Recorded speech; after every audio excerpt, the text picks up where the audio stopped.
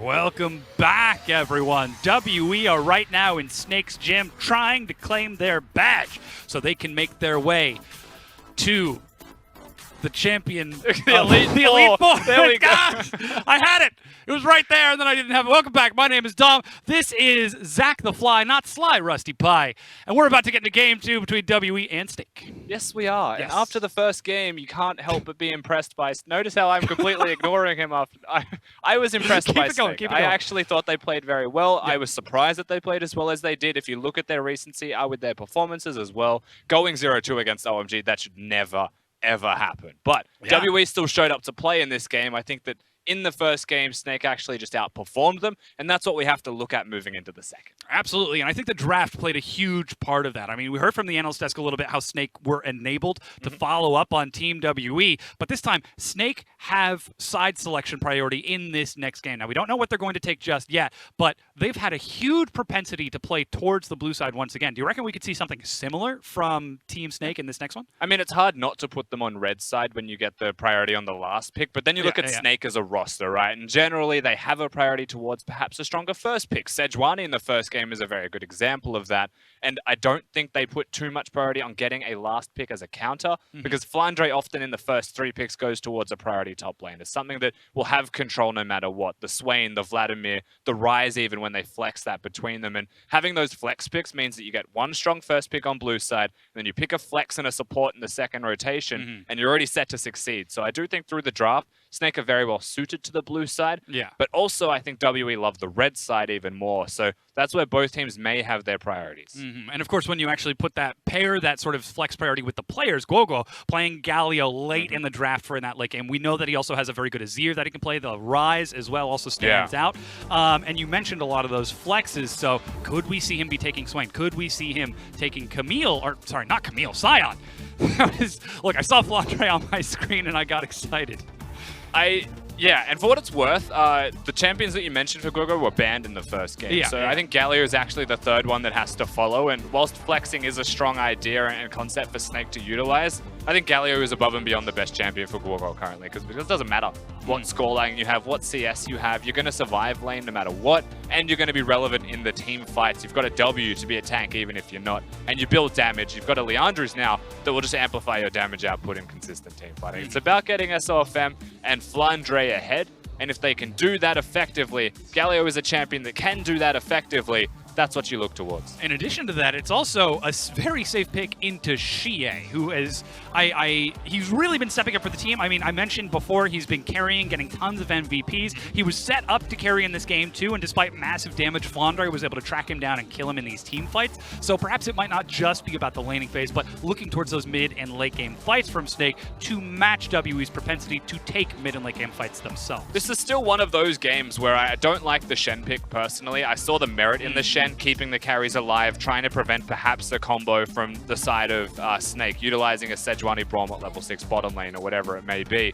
But I think that WE drafted too comprehensively, but not for a specific. Snake drafted very specifically towards strengths, and they had 2 strengths, and that was not where WE were looking towards, with a rounded style of draft. I think coming into the next game, that Shen could be any other top laner in the world, and I think it would be better for them. But I also think that the bottom lane still could have been something like the Tristana if they want to keep the Shen, and they have a longer ranged AD carry. Remember that Caitlyn was still there. Yeah, this is again where we bring up the conversation about Mystic's performance over the spring split. It's not been the star-studded performance that we saw from him last year, though he is starting to take steps back towards that power that he had a short while ago. And while Tom Kench certainly is able to keep him safe with Celestial, the new support for Team WE, you can still see some slight stutters in the synergy of this bottom lane for Team WE. Yeah, certainly. And Celestial is a strong support. He is fine for the support role, but he is no Ben, he is no Zero. He doesn't have that same flair, that same X factor that those two can provide. He is simply just a good support player. And I do think that makes Mystic's job significantly harder. More often than not, Mystic does look like a star, but then you forget the person sitting next to him is putting in that extra work, that invisible extra stuff that does get him over the line. And It may well be a result of a new support that means Mystic is struggling, but the team is working around him a little bit more now. The Karma is something you may see from them coming into the second game if they want to put priority on Mystic. Of course, it's the support main who has to point out the invisible effort not being appreciated by the supports. Absolutely. But moving into pick and ban for game 2, Snake versus WE. Sion, Zoe, Zaya once again banned away, whereas it's Azir, Swain, and Camille, which means Rise is open for Snake. That's the big change between bans from game 1 and bans from game 2.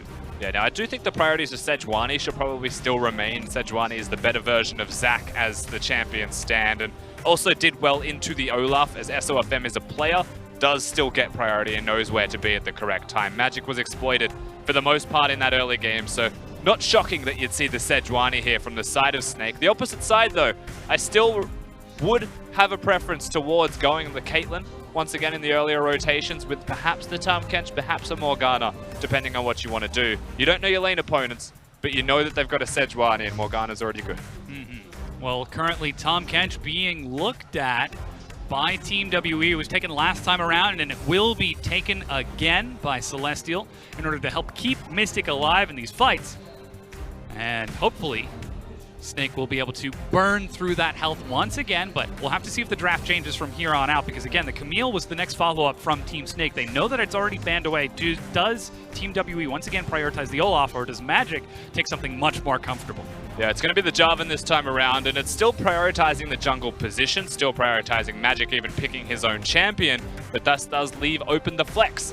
The side of Snake, if they want to go the Rise. Findre's played it against Nars specifically, I should say, into the top lane, and 957 is one of those guys that will lock the Gnar if he doesn't know what he is against, as it is a safe pick.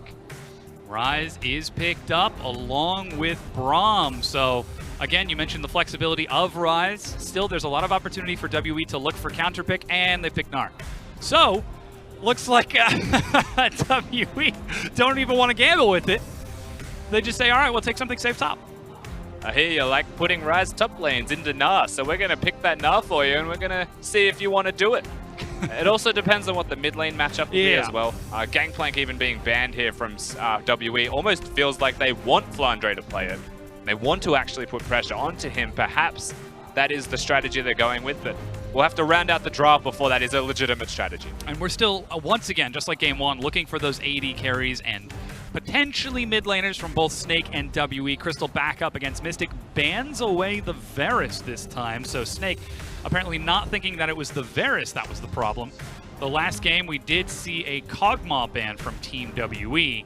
It's not exactly a Kog'Maw composition, but I'm sure that if anyone can figure out, it would be Team W. And I would like from Snake with their second ban a Cassiopeia to remove that from CS, something that he always picks into the Rise. And he could probably pick regardless of matchup, honestly. He's just that good at the champion. For the side of WE, they've banned the Gangplank. It is the Kog'Maw like the last time. They choose to take that away from Crystal. It has a bunch of respect, and rightly so. Of course, it's one of his most played champions, and he has a Braum and a Sejuani to stand in front of him. So the AD carry's getting pinched a little bit more. And again, this very well could be the last game in the Chongqing Arena for LPL Spring regular season. Barely 60 minutes away before the doors might close if WE end up dropping here, as that's the Cassiopeia ban. Rusty, you are very good at what you do. I watch League of Legends all the time. I try my best to understand. You certainly do. But now we get to see, what does WE look for this time? Do they save counterpick again Caitlyn, for Xie? We've been waiting for it since the first game. It's still finally an option for them, and I'm happy they've locked that one in. On the opposite side with the Braum there, they could play any AD carry that they want in the world. The Tristana is risky now. It could be exploited. Vayne is something that Crystal should not smiling. pick. Draven he's is smiling, an option. and he locks it in! Crystal! Because Crystal plays Draven is the only justification for it. He's into a Caitlyn matchup. It's actually something that he wants to do. Yeah, the old Draven one trick rears his ugly head once again. Sorry, Craven. Beautiful head once again against Mystic's Caitlyn. Oh boy, in front of the hometown fans. I'll be honest, if this is locked in, I don't like the Draven, but He's committed. It's one of his signature picks. It's when Uzi picks Vayne for Crystal, in other words. And it's just one of those moments where he feels empowered. He had a very good first game, and he does want to have a good showing in the second. He knows his matchups. He knows the ins and outs of playing against a Caitlyn and a Tahm Kench here. And he's more importantly has the Braum to enable him and to set him up. And I think that's what he's looking at for this 2v2. But for the most part, I am looking at WE, acknowledging that they've got the Gnar into the Ornn this time around. So they may have read that Flandre isn't flexing it, and they picked the Galio into the mid lane. I do like WE's composition just a little bit more now. WE rounding out with a hefty front line, big damage AP Galio, and big damage 6-item Caitlyn, if they are able to make it that far, because the Snowball AD carry of almost all Snowball AD carries has been locked in by Snake. And again, this could be the last game in Chongqing until playoffs of 2018 spring. What better way to go out than in absolute style? With that being said, it would be a bit of a stain on the record if they end up taking a loss with their style picks in this final game. It's almost funny that you said the word style. Like, Draven does it all with style. The style of me and the same team in the jungle role. They've got a lot of style here, Snake. And I do think that individual flair is something that makes them exciting to support. You have to have a lot of reasons to like Snake just from watching them play League. Coming into the second game, the jungle priority is still a place you have to look towards. But when you've got a Draven, is it all about the jungle? Or do you actually bring that Sejuani to bottom lane and get him those stacks? We asked the question last time, who changes for Snake? Is it SOFM changing to match the team or the team changing to match him? Well, we saw what happened in game one. But this time, style of me could very well turn into style of Crystal if he's able to get that Draven fed. But WE now find themselves one game down in this series, about to head into playoffs. They've already locked in their spot, and this could lock in their seeding if they lose here. And Snake will try to bring it back in game two.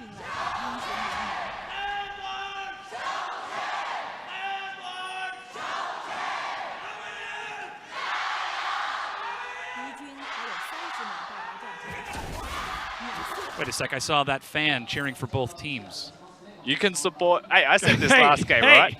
You can support all of League of Legends when you're in the LPL. Yeah. What's not to love with the first game we saw between these two teams? It was exciting. It was smart from Snake as well.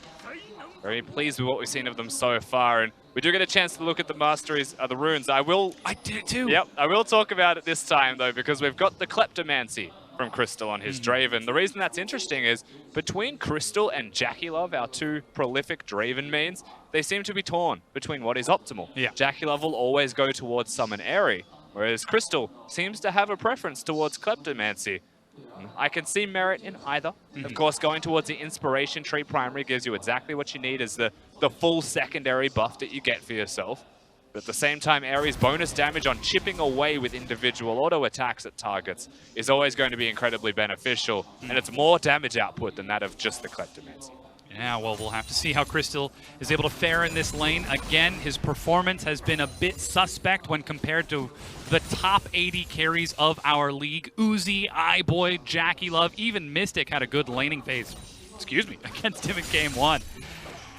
And, oh, that's actually Sorcery second. Monoflow Band and Gathering Storm. So Crystal is going all out into the mid-late game. Snake always go to late game, and if it comes to it, you definitely want that Gathering Storm. I'm surprised that he's gone towards the Monoflow Band, however, and doesn't go towards the early adaptive damage.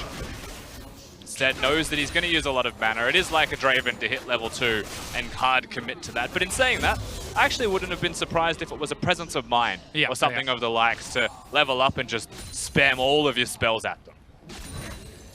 And WE take early lane control and push in. Meanwhile, Magic and SOFM have found each other. Okay, he gets the auto attack. That was close. Still. SOFM gets the scuttle. Yeah, just a step ahead. Only barely, but still ahead. But note that he was spotted without the blue buff. Of course, SOFM's moving towards that now, and we do get a second to watch when those junglers meet that he's foregone his traditional full clear pathing to get the Scuttle Crab early to ensure that Magic does not get it himself. And this is the difference between the invade style jungle of SOFM. Should we just call it the Raptor style? That sounds much more exciting. I think we just call it style of me. That is actually brilliant. The style of me style of jungling? By which versus I mean the gang call it style. SOFM. of course, that Scuttle Crab would have been huge for the Jarvan. He already had cleared out his red buff. That little burst of mobility and vision would allow him to make the decision, can I gank top? Can I gank bottom? Top is pushed in. Maybe we can dive into the Ornn or something. It may well even just be that SOFM, when he stylistically goes up against a ganking jungler, he knows how to path around the fact that they want to gank and denies them opportunities. Because, again, SOFM loves to put the pressure on. He loves to go into your jungle, take your camps away, take your buffs away. Anything that he can get, he will, if it's in your side of the rift. If Magic wants to forego those, rank 24 in the LPL League, there's 14 teams. In jungle percent. And there is about 23 starting junglers that alternate. He's ranked lower than all of them in terms of how many jungle camps he clears. He wants to gank. SOFM on the invade. Okay, what can I take? Gromp is up. I'll go invade. Oh, and there's a Jarvan. Turns around and leaves. Knows that the Jarvan started blue side. You can see the ward just above Magic now at the Wolves. He knows that the Wolves are coming up soon, so he wants to see him there, and he's ganking mid. Yeah, Xie, Shield to Duran, soaks some damage. The stun is ready, but hasn't been activated just yet. Finally, able to proc it for just a bit, but Flash as SOFM is forced to retreat. 200, about 300 health. SOFM expecting his stun to be longer than it actually is. A bit of disrespect there, honestly, from the jungler of Snake. Now the Flash is removed. That is very tragic, honestly. Should not have happened at all. But he stayed for far too long, and now Magic sees an opportunity. It's not a very good one because the control ward sees him first, but he's looking for those ganks. And with that, the lanes will be just a little bit more dangerous for Snake. That SOFM won't be able to counter and invade so readily, but Magic, the ganking jungler, Xie, flash taunt, Magic, flash auto, the knockup, he tries to escape, Magic is snared, and Guoguo walks away. He's able to survive, doesn't have any health, it's just the Tear and a Mana Crystal, but just barely. There's not enough damage to secure him. Well done from Guoguo. Presence of mind to turn around as well, get his shield off and a bit of move speed to walk away safely. Impressive stuff from the mid laner of Snake, and really unfortunate, honestly, from Team WE that wasn't a kill at all. And Guoguo will get the chance to continue farming out his wave. He did just use Teleport a short while ago to complete his first recall, so SOFM will help him clear out the wave. That's why he gets the babysit. Yeah. Sure that it's a free recall and that he loses the minimum when he returns back to lane. I think it's a cannon as well, but that'll help a lot. That being said, look at the trade-off with SOFM forced to babysit mid lane. Magic gets to take his Raptor camp. Oh no. And Magic is still 10 CS behind though. SOFM gets everything he wants. There's the Ornn. Call of the Forge God catches 957. Flash auto for the knockup. SOFM chilling smite. And 957 flashes back. If he was able to get that second auto attack off there, FLICKR, proc the passive again and stun him, there was a chance that they commit. They get the stun combos going, but not to be seen. Just barely. 957 will scrape himself to safety. However, he is still healthy, so it could be significantly worse. Actually steps forward to try to cancel the recall of FLICKR at the cost of a ward. Still, though, top lane balances out evenly between the CS of the two, 55 to 52, and teleport is readily available for FLICKR, who might be looking for a recall. Scoop to whoops the minions into the wall as well. Yeah, wants to be super efficient with his clear because he also may be looking at a recall or a deep ward placed near the enemy blue buff. That's the two ways that you can play that one out as you require. SOFM starting on the red side. Well, actually, Xie sees this just over the wall. Guoguo not quite having that mid priority against Galio just yet, is a bit slower to rotate, though he does have Realm Warp to hop short distances. And red buff has now been picked up by Snake, and they're even going to spot Hujie out over this. They control all of this vision on the bottom half of the map. They just haven't quite been able to do anything with it just yet, as Snake will finally reclaim vision on this half. Also, Snake acknowledging where the vision control is for W. Right? The fact that Hujie is able to walk up with SOFM, that he's able to move with him to the river to clear those wards so that it's safer for both of them to do so in the first place. They don't go split, they don't just walk into areas with no vision themselves to place a ward. They ensure that it's secured by them.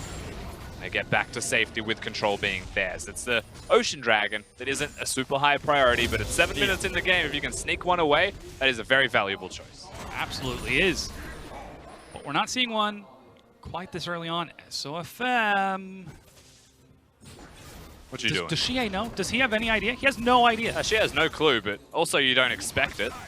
I don't know if they have enough damage to kill him in the first place. I think it was just a counter gank attempt trying to find Magic. I think Magic might actually be a more reasonable target. ganking jungler for Team WE. Crystal steps up, sidesteps the Peacemaker, and takes a favorable trade. He's actually completed that recall, and look at that. He has a red elixir refillable, BF sword, and a long sword to the BF sword of Mystic. He's got some boots to try to give him some more mobility, but that's not going to help when Crystal can just get a rush of adrenaline and chase people down. He's down about 13 CS, 14 right now through that laning phase, but Kleptomancy helps quite a lot as pressure top lane. Wow, 957 with the maximum range on the scoop. Hits Flandre into the wall. They're still very low health, and both junglers could be on this side of the map, Magic. Flandre actually won that trade, but Magic... Oh, that's going to be the engage. Knock up. Xie joins the fight. Slam dunk for first blood. No safety, no flash. Flandre dies. WE make it happen this time. They bring Xie in, and that's the difference there. What is so funny? Is it the Raptors? Is that the Raptors? And the best part is the question mark pings from both WE and Snake. Question mark Things pings. don't change. Exactly. The more things change, the more they stay the same, it seems like. Wave finally cleared out the mid lane. But please, continue.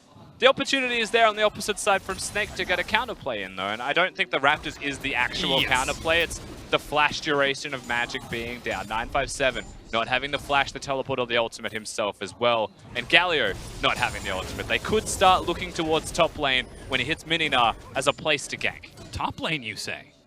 Well, there is a Draven on the map.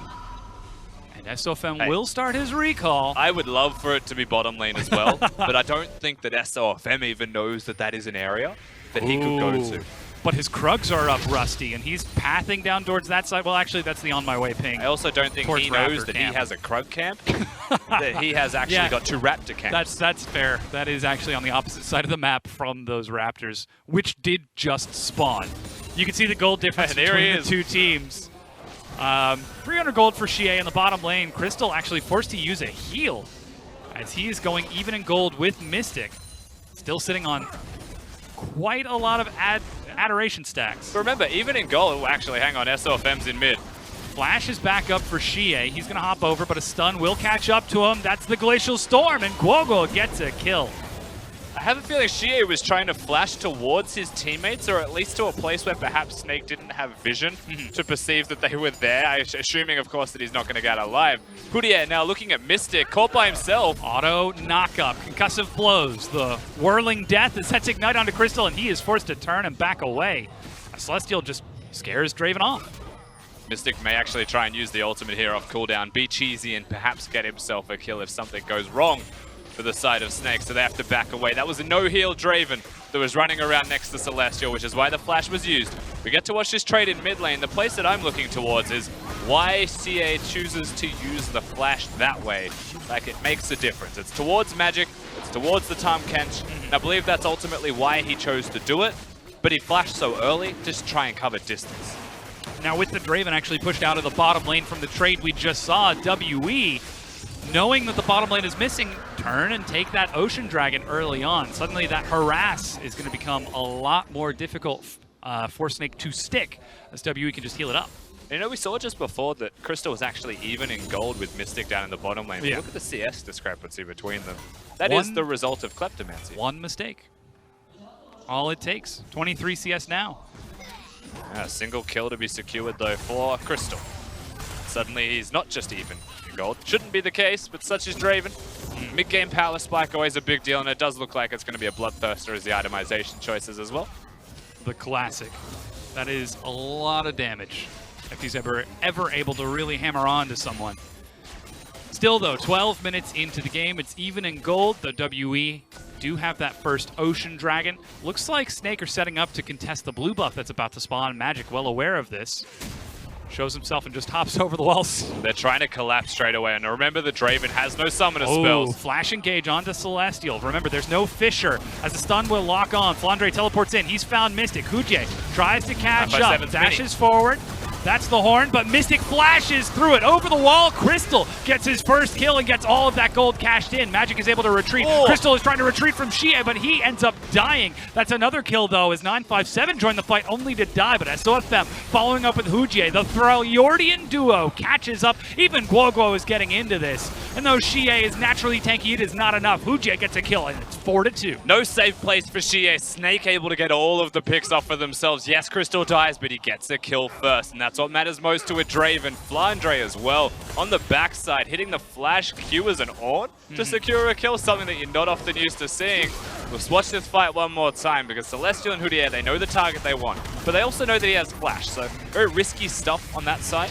957 teleporting where he did in mini-Gnar is almost inexcusable. Yeah, because he's just going to be dying, and that is the kill secured by Crystal. So at this point, whilst it's nice from Xie, nice from Magic to secure themselves the Draven, he already has the kill. And of course, on the side there, it was super cute from FLICKR. Meanwhile, Xie, of course, getting tanked down by Snake. Chain tanked. That's the one.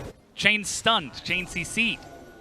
But finally, he will end up going down. Of course, that Rod of Ages and Merc Treads contributing quite a bit to the tankiness of Team WE. But still not enough, though. It's 14 minutes into the game. Ace in the hole onto SOFM. They're trying to clear this wave. FLICKR does not have the ultimate as on, but he's tanky enough to have some presence of mine right now. It is destroying Mystic's health bar. He really is. Lands another one. Celestial pulls him back in. He tries to step away. Oh, no. Knock up as they are diving onto this. He will die. SOFM gets a stun ready, but a kill is traded over, and Mystic gets that first turret. SOFM dashes in. It's sidestepped by Mystic, who's still got the skills to pay the bills. Why'd he do it? I don't know why he did it. Crystal's pushing top lane with Braum. Just let him go. Let him try and trade the objectives in the end. Now the jungle is gone as well, and it will still be a lot of damage under this turret, but it's slow from the side of Snake. If Ornn had the ultimate, they may have been more than just the one kill. Yeah. I'll be honest with you, they were 5 seconds away from potentially all dying down there, WE. That could have been bad, but it was good. SOFM is like Ash's Charizard. And Snake tries so hard to rein him in and get him under control, but SOFM is just busy shouting, "You don't have enough badges to train me!" And just lives in the Raptor camps, lives for the style of me. And that's why Squirtle is better. Because of Squirtle Squad? Absolutely. Because he's got sunglasses? That is the sole reason. I actually can't think of a better reason. Also a water type against a fire type. Anyways, let's see that once again. It's nice little stuff here from FLICKR, of course. He's pretty tanky, but it's not going to be enough against the raw damage output of 3 members of Team WE. Now the tower kills Celestial. From this point, you're like, it's all good, SOFM. Call it a day. Go home. Clock out. It's like, no, I must miss my Q and then everything else and die. You know why? Because you still have to give compliments to Mystic for seeing it coming. Absolutely. Yeah. It's just so comedic to watch because, like, even if Mystic played it well, it doesn't make SOFM's decision any better. Yeah. It just means that Mystic played his wrong decision well. But of course, that's ever the question with the LPL. Do you celebrate the person who was able to outplay the mistake, or do you criticize the other person for making the mistake in the first place? That's actually Abyssal Voyage being used to get Mystic out of there as 4 members, nearly 5 from Snake, collapse top and are now finally going to finish off it. Well, I speak too soon. Glacial Storm hits Magic, and the turret's still up. The turret's just barely standing. 957's about to tick over to mini form as well. He's all tuckered out, but he could push the bottom lane turret if he wanted to. More the pressure that's being exerted out up on this top side from Snake. No Sejuani ultimate means that everywhere's pretty safe. That was a result of vision. The Tahm Kench ultimate used was because they were afraid. They had no idea. They didn't see, They just knew that people were walking in the top lane direction. Assumed, of course, that it's not going to be the Herald. And they were correct in that assumption. That does allow them to save the turret. WE call the bluff of Snake. Guoguo and SOFM both in the top lane, but neither of them engage. And WE are allowed to reclaim that lane control and collapse into the river to start sweeping out some of this vision from Snake. Now it's 17 minutes. Herald is still here for 3. About 2.5 now. So perhaps a chance for WE to try to snowball this momentum into taking the Rift Herald, but look at what's spawning. Mountain is up in just 5 seconds. I would love for one of these teams to put some kind of focus towards the Mountain Drake, but to do so, they'd have to sacrifice what is currently happening in top lane. And it looks like a giant stalemate up there. There's an Ornn teleport, actually. There is. This time, Sound Snake, the horn. It's not a bluff. It's just an all-in. The horn is called. Mystic is knocked up. Celestial's the target, but damage reduction keeps him safe. And a quick devour keeps Mystic alive. He's firing across as it's melee all around the turret. WE are huddling towards it, but Houdier is left behind by his team. He's going to finally pull away, but that is 5 versus 5 for a single kill. Everybody to the top lane, but only that one kill. In saying that, Crystal has got the bloodthirster. He can get himself some health back. If they wanted to play the number game, Snake, they could try their best, but how are you going to do that against the Mega Gnar and against the Galio that's got a bunch of wave clear with a Rod of Ages completed? It's just going to be the full reset. It is one kill, but it doesn't go over to Crystal, so the single kill isn't all that valuable. And with that, Snake do even up the gold, but like you said, the turret is still up. You can see pings onto Rift Herald, 90 seconds, and all of WE are racing towards that side of the map, it looks like. What is important from the end result of that fight is the teleports we use from the respective top laners, but not the mid laner of Team WE. So they have got that advantage if they wanted to put themselves into side lanes and perhaps establish themselves for the dragon control. Right now, FLICKR is still busy dealing with the Gnar that is constantly harassing him though. And it feels like maybe just play it slow, look towards the top lane now to continue that game plan that you had before, and then go from top lane to mid lane utilizing what they're hitting right now, which is the Rift Herald, to try and get themselves a bigger advantage. This seems to be the trade-off. FLICKR trying to hold the fort in that top lane, but like you said, Herald has been taken, and Snake immediately turned towards the Mountain Dragon. It's a reactive play from Snake this time, as it looks like they're reverting back towards their style before this series, before that game one. And it could very well cost them, as that's both Rift Herald and the top tier 1 taken, and the Rift Herald still hasn't been used, but Crystal and Hujier try to trade by taking bottom. Yeah, there's still a lot of damage down here between a Draven and Braum, specifically the Draven, of course, having that W. So they'll get the turret. The tempo isn't completely lost for them as well. The timing was actually quite sound. So even if it was reactionary from Snake, it was the correct move, and it was done quickly enough that they don't fall behind any further. And it's actually dead even in this game. We're at 20 minutes in, and you could not put these teams closer together. One mountain versus one ocean. Still the Rift Herald in Magic's back pocket. And the question is, will Snake be able to defend that Rift Herald? Because if WE break it down, that will be 3 turrets to 1, and the gold lead going to WE, but still a very close game 2. As you can see, the gold difference between these two teams. Crystal barely 100 gold ahead of Mystic with those adoration stacks keeping him close.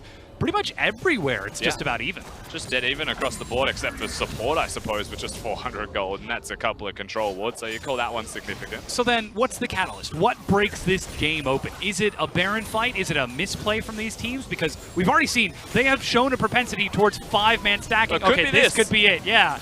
I had to ask, didn't I? 957 flashes the wall. That's a stun and the snare, and he's dead before Tahm Kench can get there. Meanwhile, knock up in the mid gate, engage onto Mystic. The Celestial is trying to get out of this. He cleanses to escape, and Mystic will start firing. Magic goes in. Hero's entrance. Hujier tries to engage, and that's Crystal being picked off by Mystic. They continue to fight, though. Snake turn their attention onto Xie, try to make him pay for killing the Draven, but he's saved by Celestial, carried back to safety and spat away as Mystic will batter Snake all the way home. Celestial is the hero. Mystic is hitting constantly from his long distance as well on the Caitlyn, and Crystal dying is so tragic for the side of Snake. If he's able to sustain through, if he doesn't get comboed out, then things may go well for them. But because there's arenas set, there's the fact that there's the follow-up from Galio as well. Suddenly, even if he tries to flash to safety, there's no such thing.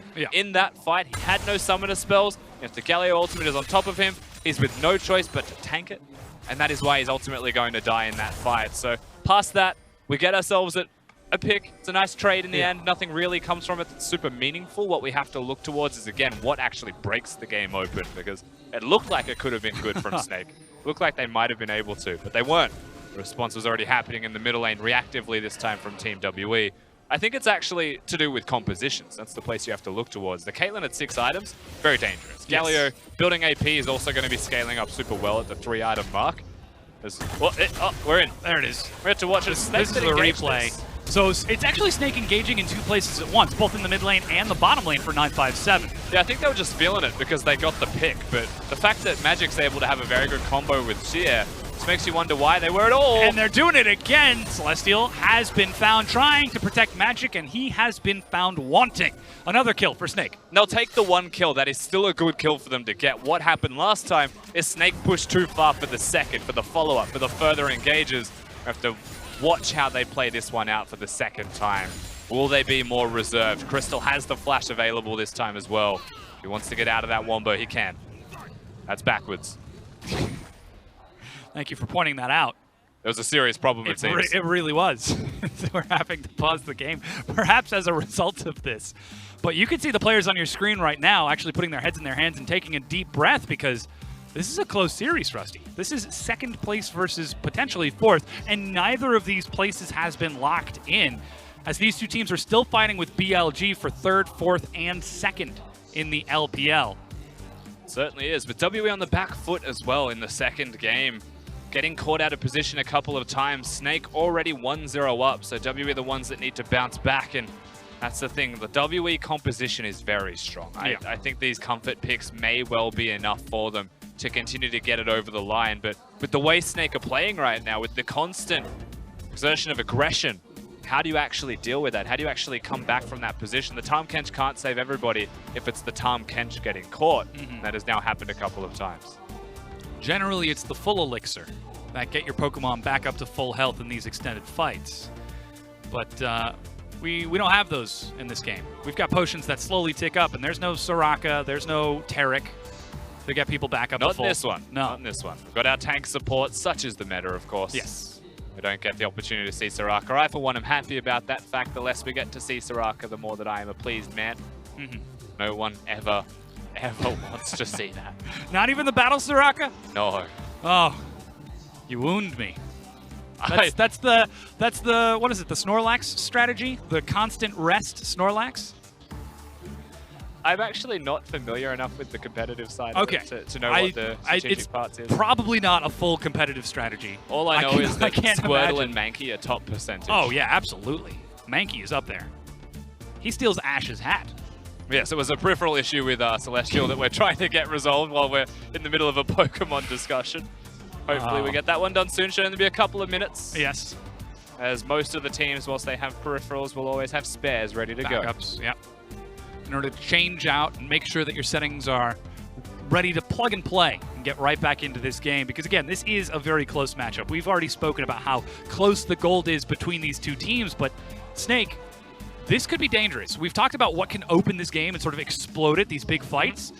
But you already talked about the volatility of a 6-item Caitlyn. If Draven goes to 6 items, yes, he's going to hurt, but he is Draven. He needs to be up close and personal to make it happen. Yeah, it doesn't mean that, the difference between the AD carries isn't necessarily a damage thing, right? Yes. It's the distance, and Caitlyn being a long-range AD carry is very enabled. The fact that she even has the net, I mean, and it's not a pure jump like a Tristana has or a blink like an Ezreal has, but it is the ability to protect yourself by slowing down them and closing some distance. So with the range, with that in mind, the fact that they often build rapid-fire cannons, you always want to give a 6-item advantage to a Caitlyn.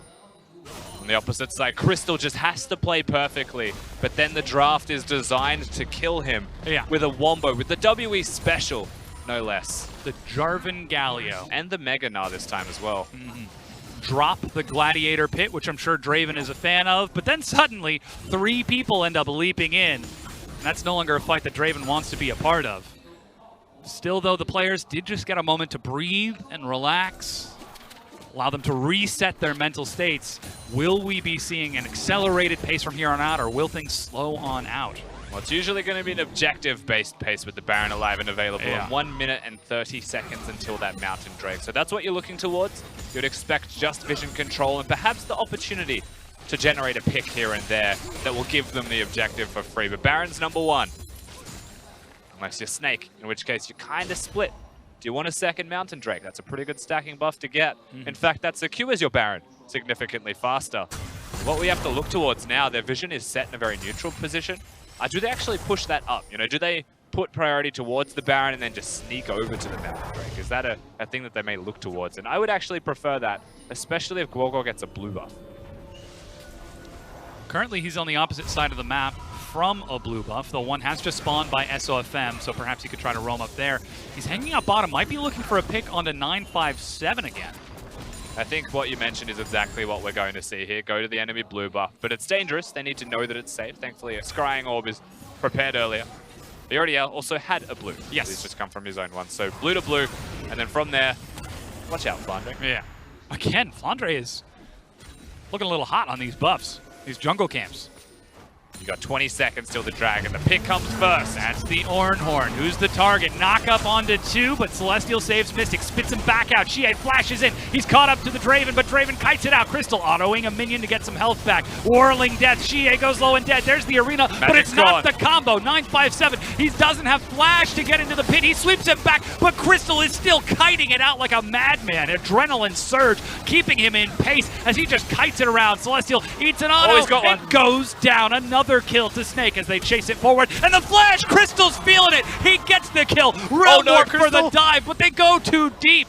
And SOFM barely escapes. Don't take that Rise ultimate, but they do get themselves the kills. 4 dead from Team WE. Straight over to the Baron pit. There should be nothing that can really contest them now. 957, if he needs to, he can threaten, he can poke at them.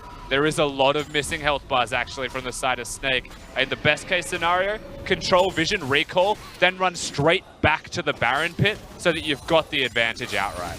Ooh, Crystal. He's starting to step forward now. You saw how much that auto attack did to 957.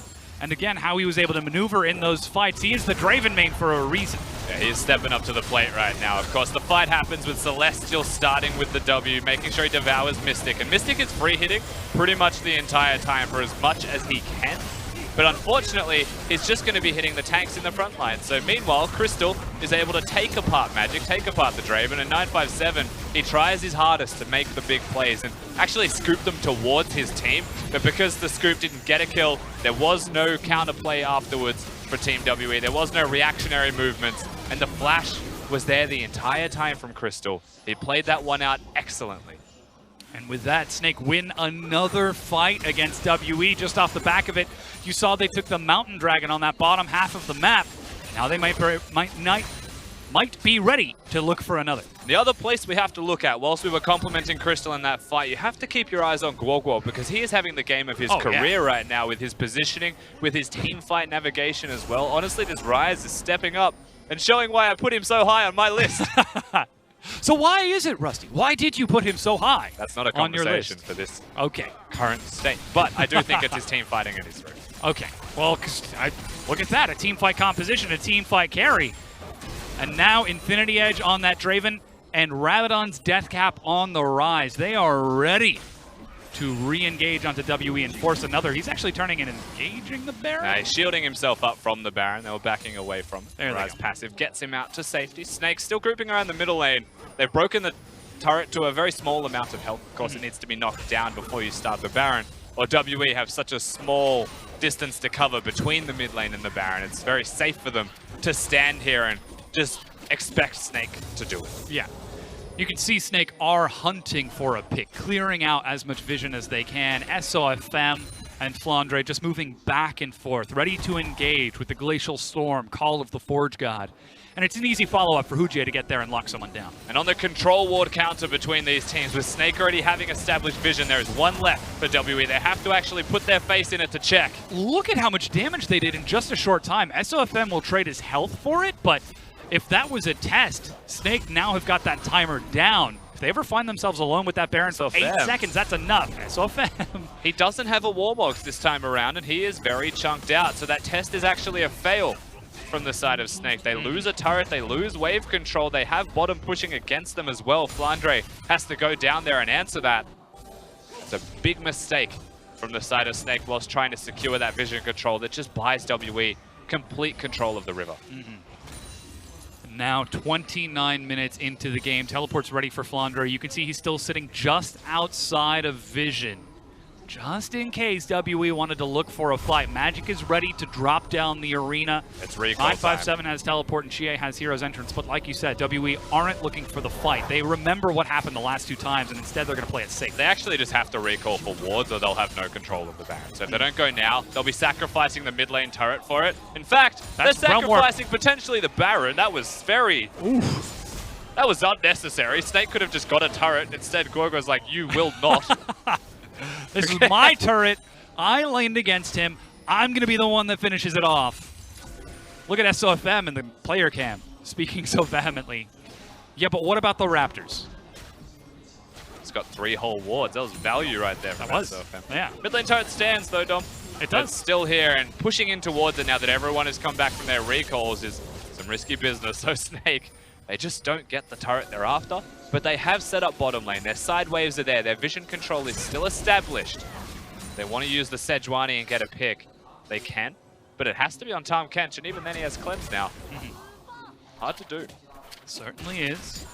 No unsealed spellbook from Hujie. His only way to get out of these fights is to survive them, as he has taken Ignite instead. Meanwhile, red buff was just picked up by Crystal. He's already got that BF sword for, sorry, the Bloodthirster for more healing on the top of it.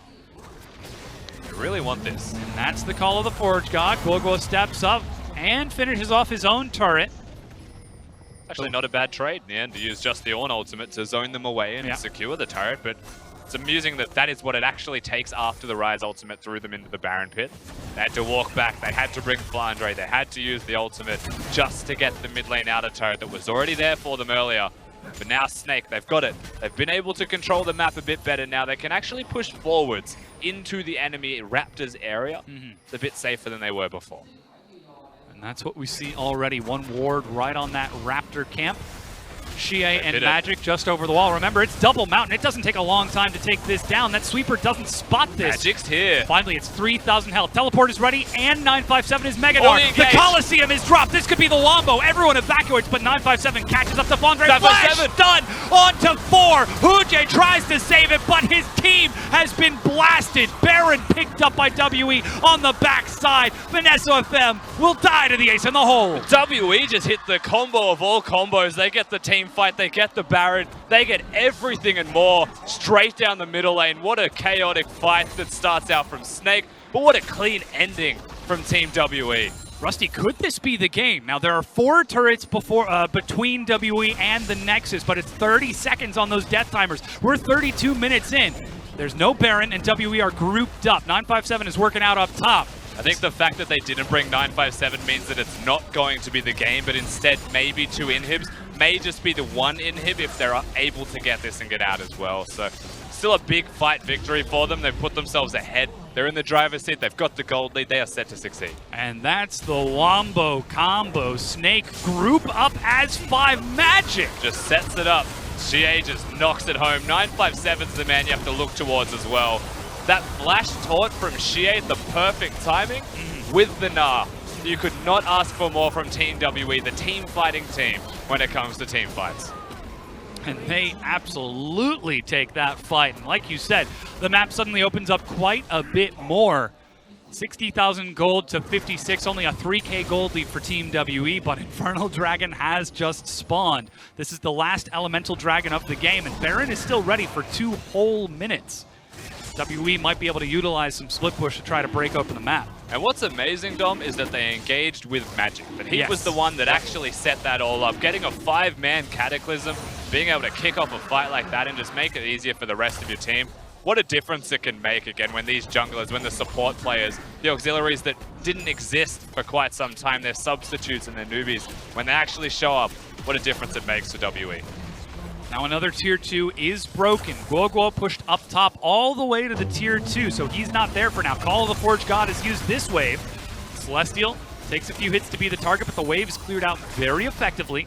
Still, Mystic is getting bigger and bigger, and he's already one-shotting minion waves with that static shiv. Yeah, I don't think they can actually stop Mystic. They need something to engage onto him pretty much immediately. He's outranging Crystal, and Crystal's not going to get a lot of life still because they're Baron-empowered minions. They kind of just have to sacrifice this. Another inhibitor is broken. WE one step closer to bringing us to game 3.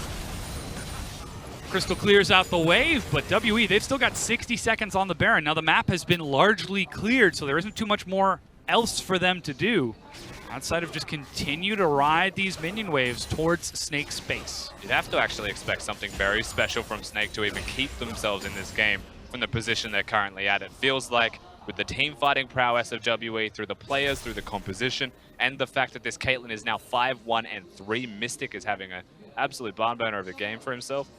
He's set up. That's it. That's all you need. WE, just keep playing the same game that you are. They've gone mid, they've gone bottom, now to top lane, close it out clinically. Side of Snake, something crazy has to happen or there is no chance. Well, I don't want to be that guy, but there is a Draven in this game. I'm not looking at Draven. I'm actually looking at Rise. Damage. Yeah, he's also actually just finished his Void Staff too. I think Rise is the one you have to look at. You need something heroic from Guoguo. A team fight and engage if he hits the Rune Prison onto Mystic perhaps. There is a QSS, but his damage is still high enough. He can make that count. That's the Ornhorn, Whirling Death. That's a knock-up, and they've actually found a lot of damage onto Mystic. He's saved by Celestial, but Magic is already dead. Mystic trying to kite it out. He's got full sums in the cleanse. Flash used. Heal is still ready, but look at the damage. A good stun. Pins Crystal against the wall. Guoguo is going to continue kiting as best he can. Xie with the re-engage. Guoguo steps up too far. He could go down, flashes, and is dead. Crystal gets back into his base, but ace in the hole. Not enough to get another kill. There's no Jarvan, but I don't think they have enough here, Snake, because they've already lost 2 inhibs. Super minions are now pushing forwards. They may just have to concede the 3rd inhib. They're going to try, however. They've got Flyandre for wave clear if they can, but they need Crystal. If he's not here, it's just gone. There are super minions in the base. It looks like they're going to have to give it up. Crystal uses the adrenaline rush just to try scaring WE away, but they're not scared of the Draven at this point. That was very close, though, to a 1-team fight for Snake. You could really feel it there, and it was just on the cusp of them getting that team fight victory. WE still stand strong enough to ensure they come out on top. Mystic able to kite out nicely, get himself back to full health. 36.5 minutes into the game. 2 elemental dragons on both teams. And the next dragon will be Elder. Baron is up in 2 minutes, but there are double supers in every lane for Snake for the next few minutes. They're going to try to reclaim some semblance of map control, but it is against an ever-flowing tide of minions, and on top of that wave is WE. Normally you'd be pretty content with having super minions coming towards you because it funnels farm into your base, but when there's a Caitlyn on the opposing side, that's never comfortable. Yeah. It's always a Caitlyn pressing traps, placing them down just in front of your face and threatening you constantly. And you can't kill her. There is a QSS, there is a Knight's Vow on Celestial as well as the Locket. He is a Tahm Kench, and he's getting closer to having Cleanse up and available again. So even if you try and catch him, I mean, Snake, they're still engaging. They do. The target is Mystic and Celestial in the back, but Magic dives in. Guoguo is the target. He's in the arena. That's the combo again, but it doesn't find as many members. Crystal with the GA firing across. 957, nice and tanky. Guoguo with the shield of a lifetime. Sidesteps the Winds of War to survive, but it's still an extended fight. Mystic is firing across. Who has more damage? Is it the Draven or is it the Caitlyn? Looks like Draven is going to go down. It is, in fact, the Caitlyn. Yeah, WE get the inhib. As it spawns, they'll take it down again. Now they've got the pick on the Crystal. They push forwards. Guoguo, no Seraph's Embrace. He's trying to clear the waves. Xie, no flash, catches up to Flyandre. Winds of War, but again, that inhib was just cleared as it respawns. So still, map control for Team WE. Are they going to try to end here following this tide of minions? They're trying, but they just didn't have the minions. But now top lane has crashed. It's the perfect opportunity. WE, they are threatening the game. That's Ghost used by Guoguo, but he's got to find the right position. Shield of Duran was just used. Guoguo cannot get into range without the Ornhorn. There's no way, but the Nexus is being targeted. Celestial in the front, soaking so much. Mystic, flash engage. Can they kill him? Celestial with the save, but they have killed Guoguo. The damage source of Snake is dead. They do not have enough. Mystic healing up is going to try to get these kills. Teleport as 957 joins in. Ace in the hole, another kill for Mystic. Rusty, we're going to game 3. What started with a strong Snake game 1 as well bounces back massively in favor of WE, but that's the thing. Snake still looks pretty good. So the WE found a team fight. They finally got to utilize their compositional strengths, and Magic has an absolute blinder of a showing around the Baron buff. Absolutely does. All it takes is one, is what WE show us in this. You can hear the fans cheering them on. Still not locked into 4th place, though if they lose this series, they will be. They are trying to catch up to BLG, trying to catch up to Snake to lock in a higher seed as they move forward, but Snake on the other side trying to keep them down there in front of their hometown fans. And you know, the one place we have to look at, whilst Mystic played well, Xie played well, the combos were great, it's 957 again. Last week, we saw him play the Gangplank, he was getting MVPs, he was stepping up to the plate, and he's finally started to come back into form. A man that usually only shows up on the international stage, well, he is playing incredibly well right now, especially in that second game. All of the Mega Gnar ultis, all of the presence that he had, was more than enough for Team WE to get the rest of the fights going in their favor. And he is a man that you have to continue to highlight, because if he is playing well, then it adds another dimension to Team WE. And it's not just Xie attempting to carry anymore. It's the full team playing together. And this is where we look back to the old style of Team WE. Not only were the Elder Dragon team, but they were greater than the sum of their parts, which was why we raised such question when Magic and Celestial joined the roster. These two new parts, can WE still be greater than just the original core pieces? Could they be reclaiming that here, Rusty? I mean, they're trying to. They're utilizing their top laner now. With the absence of Condi, someone had to step up, and I'm glad that 957 is. Well, now it's up to our analysts to break down that game. Guys, we're going to Game 3. Tell us what happened. We are indeed, Dom, and that was definitely I would say a surprise result at the end there, because Snake had control over so much of that game, but they weren't able to take it in the end. I know that you're gonna look at certain picks in the draft maybe and some decisions from Snake in that game, but up until that point, it was looking great. Yeah, to be fair, Guogo and SOFM had a phenomenal early and mid game. It gave Snake this massive gold lead. You know, they looked like they had control of the game and that they would be able to close it out where Draven was still relevant. The problem is that we've had, I think, like 4 Dravens in the LPL, and that is 4 too many goddamn Dravens in my league. Please stop, especially into this composition. Like, I don't care. The thing is you can go back and forth with merits. Yes, in a 1v1 scenario, in a 2v2 scenario, like Draven can have some certain some good matchups for him, and we will talk a little bit about his Draven build because it was interesting what he was doing. But the fact of the matter is that you are Draven into a cannonball composition. That is a Gnar, Jarvan, Galio. You are going to have a bad time. And one of the reasons why Draven isn't necessarily the most viable champion in competitive play is because if you drop your axe, your damage output drops off significantly. And in a team fight, when you literally have a giant bullseye that says, I'm probably going to be standing right here against all of that CC, you're going to have a bad time.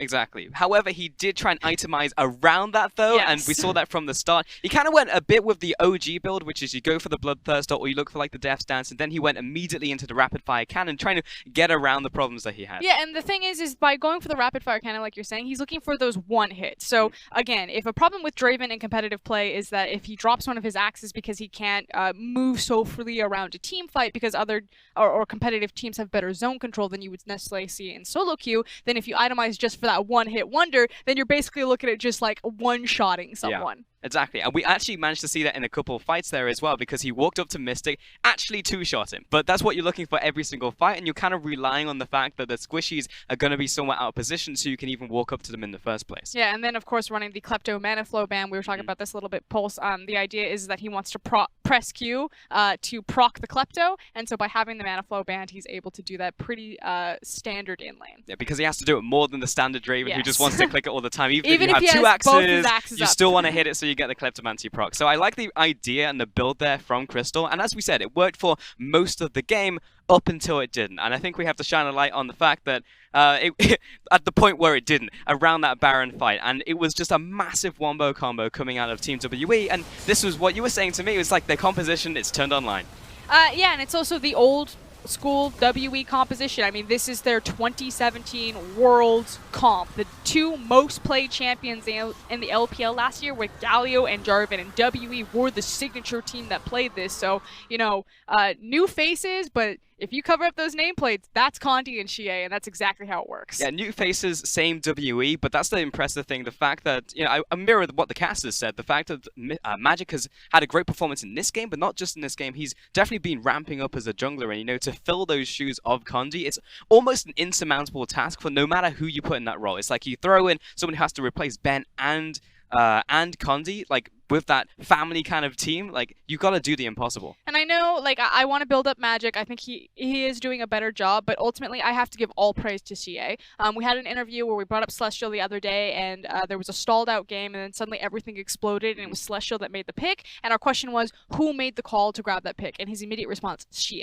Xie is the guy who is micromanaging everything. Not only is he playing out of his mind well right now, but he is making those calls, he is trying to force the plays, you can see him being proactive, and so yes, Magic is looking better, but guess what? He looks better around Xie, and I'm going to give Xie all of the credit. If Team WE managed to move up the standings, if they make a deep run in the playoffs, that team pretty much fell apart, and he has single-handedly saved it. Yeah, 100%. But then you have to also look at the supporting cast, and the reason why I'm transitioning is because Mystic will be picking up our man of the match in this one, dealing huge damage on his Caitlyn, managing to position it correctly in all team fights and all phases of the game, doing 44% of the team's damage. And I know that I just talked up Xie, but I will say this. Mystic has been fairly inconsistent. He's not the best ADC that we regarded him as in 2017 anymore, but you can still see those flashes. When he flashed that point-blank Ornn ultimate in the bot lane dive, I think I actually gasped. I was like, holy, I cannot believe he still had those mechanics. Yeah, he's kind of like the scout of bot laners.